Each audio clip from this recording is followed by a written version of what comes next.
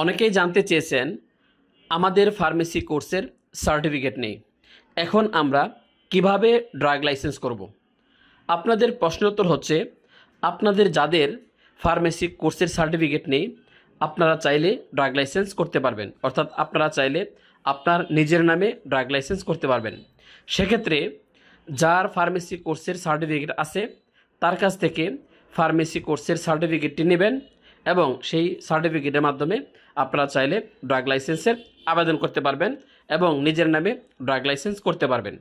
পরবর্তীতে যখন আপনি ফার্মাসিস্ট কোর্স করে ফেলবেন, অর্থাৎ ফার্মাসিস্ট কোর্স করার পর আপনি যখন আপনার সার্টিফিকেট পাবেন তখন আপনি চাইলে ওই ফার্মাসিস্টের নাম এবং রেজিস্ট্রেশন নাম্বার পরিবর্তন করে আপনার নাম এবং আপনার রেজিস্ট্রেশন নাম্বার যুক্ত করতে পারবেন।